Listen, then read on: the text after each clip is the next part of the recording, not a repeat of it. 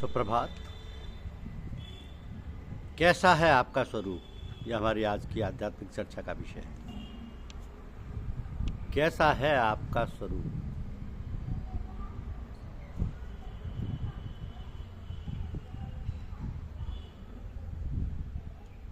असत तो टिक नहीं सकता और सत मिट नहीं सकता। असत में किसी की स्थिति हुई नहीं, होगी नहीं और हो भी नहीं सकती। एवं सत्य से अलग कोई हुआ नहीं, होगा नहीं और हो भी नहीं सकता। वो असत्य में स्थित मान लेता है, स्थित होता नहीं। अगर आपकी स्थिति सत्य में है फिर आप असत्य में की स्थिति कैसे हुई? अगर असत्य में स्थित है तो फिर सत्य में स्थिति कैसे हुई? राग में आपकी स्थिति है तो द्वेष कैसे हुआ? द्वेष में आपकी स्थिति है तो राग कैसे हुआ? राग और द्वेष तो संसार के हैं, उसमें आप लिप्त हो जाते हैं। आप में ना राग है, ना द्वेष है, ना हर्ष है, ना शोक है। बड़ी सीधी सरल बात है, इसमें कठिनता का नामो निशानी नहीं। तो फिर गड़बड़ी कहाँ है? असत को आप छोड़ना नहीं चाहते, यही गड़बड़ी। संयोग जन्य सुख आपने मान रखा है, यहाँ गड़बड़ी। असत को आप पकड़ सकते ही नहीं, किसी की ताकत नहीं कि असत को पकड़ लो। असत का त्याग क्या करना है? त्याग तो अपने आप हो रहा है। सुख और दुख, राग और द्वेष दोनों का जिसको अनुभव होता है, उसमें न सुख है, न दुख है, न राग है, न द्वेष है, न हर्ष है, न शोक है। जो इन सबसे रहित है वह आपका स्वरूप है। जिसमें राग द्वेष आदि होते हैं वह आपका स्वरूप नहीं है। सीधी बात है। राग द्वेष हर्ष शोक आदि जो दो चीज़ें वे आप में नहीं है। वे बेचारी तो आपके सामने गुजरती हैं। कभी राग हो गया, कभी द्वेष हो गया, कभी हर्ष हो गया, कभी शोक हो गया, कभी निंदा हो गई, कभी प्रशंसा हो गई। ये तो होने वाले और बैठने वाले। अब होने वाले और बैठने वाले को पकड़कर आप सुखी दुखी होते हैं, ये तो आपके सामने आते हैं, बीतते हैं, गुजरते हैं। आप ज्यों के त्यों रहते हैं।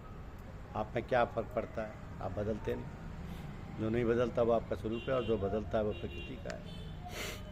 इतनी बात है, लंबी चौड़ी बात है ही नहीं। कर आप अपने स्वरूप में स्थित रहो। स्वरूप में आपकी स्थिति स्वतः है। आगंतुक सुख दुख में, आगंतुक राग द्वेष में आप अपनी स्थिति जबरदस्ती करते हो और उसमें आपकी स्थिति कभी रह सकेगी नहीं। आप कितना ही उद्योग कर लो, न राग में, न द्वेष में, न सुख में, न दुख में आपकी स्थिति रह सकेगी। कारण कि आप उसके साथ नहीं हो, या आपके साथ नहीं है। आप कहते हैं कि मिटता नहीं, हम कहते हैं कि टिकता नहीं। साधन ये है कि नहीं मानेंगे। जो भूल से मान लिया उसको नहीं मानना ही साधन है।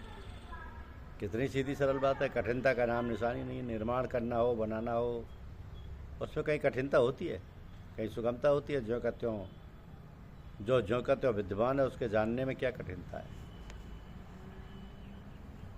जिस समय राग द्वेष आते हैं उस समय तो प्रभावित होना आपकी गलती हुई, राग द्वेष को थोड़ी गलती हुई। आप राग और द्वेष दोनों को जानते हो और दोनों से अलग हो। जब आप अलग होते हुए प्रभावित हो जाते हो, मिल जाते हो, ये गलती मत करो। आप उसको आदर देते हो तो असर पड़ता है, आदर दोगे तो असर पड़ेगा ही। ये तो आगंतुक है। गीता कहती है कि ये आने जाने वाले और अनित्य हैं, इनको सह लो, विचलित मत हो।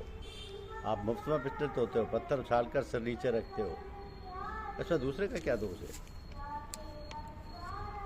आप सहते ही हो, नहीं तो आप क्या करोगे? सुख आ जाए उस समय आप क्या करोगे? दुख आ जाए उस समय आप क्या करोगे? जबरदस्ती तो सहते ही हो। जानकर सह लो तो निहाल हो, नहीं तो भोगना पड़ेगा। नहीं सहोगे तो कहाँ जाएगी? कहाँ जाओगे? चाहे सुख आए चाहे दुख आए, आप तो ज्यों के त्यों ही रहते। सुख दुख में सम रहने वाले जिस धीर मनुष्य को ये मात्रा स्पर्श पदार्थ व्यथा नहीं पहुँचाते, वो अमर हो जाता है। ये प्राकृत पदार्थ किसको व्यथा नहीं पहुँचाते? जो सम रहता है उसको। आप सम नहीं रहते तो कभी सुख पाते हो, कभी दुख पाते हो। आपने मुफ्त में बड़े परिश्रम से बंधन को पकड़ा पर वो टिकेगा नहीं, टिक सकता ही नहीं। परंतु आप नए नए बंधन को पकड़ते रहो। बचपन छूट गया तो जवानी को पकड़ लिया, जवानी छूट गई तो वृद्धावस्था को पकड़ लिया, आगंतुक को पकड़कर मुफ्त में दुख पीते रहते, दुख पाते रहते। कृपया करो, आप अपने स्वरूप में स्थित रहो। तुलसीदास जी को जब शारीरिक कष्ट हुआ तो वे भी सम नहीं रह सके, और जब उन्होंने हनुमान बाहुक लिखा तो हमारी क्या ताकत है कि हम समझ जाएं। वे सम नहीं हुए तो उनकी मर्जी, आप क्यों विषम होते? गोस्वामी जी हों या दूसरा कोई हो, हम उनकी पंचायत ही करते ही नहीं, हम तो अपनी पंचायत ही करते हैं। आप क्यों सुखी दुखी होते हो? कहीं ऐसा लिखा है कि जो तुलसीदास जी में नहीं हुआ वह आप में नहीं होगा? तुलसीदास जी के छोरा छोरी नहीं हुए पर आपके हो गए। तुलसीदास जी में जो बीमारी नहीं आई वो आप में आ गई। तुलसीदास जी में नहीं आई वो कई बातें आप में आ गई। आप में जो बातें आई हैं वो तुलसीदास जी में आई थी क्या? तो जितनी आप पर बीती है उतनी तुलसीदास जी पर बीती थी क्या? अपने अनुभव की बात कहो, आप अनुभव करके देखो। अगर आपको अनुभव करना है तो इधर उधर की बातें छोड़ो। वास्तव में अपने कल्याण की इच्छा होनी चाहिए। अपने कल्याण की इच्छा वाला दूसरी बात कर ही नहीं सकता। कल्याण की सच्ची इच्छा हो तो सब संबंध तोड़कर भजन में लग जाए। किसी से ना लेना है, ना देना है, ना आना है, ना जाना है। किसी से कोई मतलब नहीं। रोटी मिल जाए तो खा ली, ना मिले तो कोई परवाह नहीं। जाही विधि राखे राम, ताही विधि रही। सीताराम सीताराम सीताराम कहिए। यदि रोटी ना मिलने से मर जाओगे तो क्या रोटी खाकर जीते रहोगे? क्या रोटी खाने वाला कभी मरता नहीं? समय आने पर सबको मरना पड़ेगा। इसलिए कोई करे या ना करे, हमें तो अपना कल्याण करना है। कल्याण स्वतः सिद्ध है, बंधन स्वतः सिद्ध नहीं। बंधन कृत्रिम और आपको बनाया हुआ है। आप अपने आप का अनुभव करो कि बालकपन से आज तक आप भाइयों के दूसरे हो। अवस्थाएं बदली, देश बदला, काल बदला, परिस्थिति बदली, पर आप वही रहे। जो बदलता है उसको ले लेकर आप सुखी दुखी होते हो। आप अपने होने पर में स्थित रहो। जो बदलता है उसमें स्थित क्यों होते हो? दौड़ सके तो दौड़ ले, जब लग तेरी दौड़ थका धोखा मिटा, बस तू ठौड़ की ठौड़। अपने स्वरूप में भी स्थित होना है और शरीर को चारा भी देना है। दोनों में अपने स्वरूप में स्थित होना है। शरीर के पीछे क्यों पड़े हो? वो तो नष्ट हो ही रहा है। चारा देने के लिए दीजिए। लोगों को इधर से उधर दिया है, उधर से इधर लिया है। आपने क्या किया? जो है इन्हीं चीज़ों में उथल पुथल किया। चारा देना पड़े या ना पड़े, कोई आवश्यकता नहीं आपको। जो जीवन मुक्त महापुरुष होते हैं उनको लोगों की गरज हो तो वो उन्हें अन्न दें, वस्त्र दें, नहीं तो मरने दें। उस महापुरुष का तो संसार से कोई मतलब ही नहीं, संसार से कुछ लेना देना ही नहीं। जिनको दूध की गरज है वो दूध देने वाली गाय का पालन अपने आप करेंगे। ऐसे जिनको जीवन मुक्त महापुरुष की गरज है वे उनका पालन अपने आप करेंगे।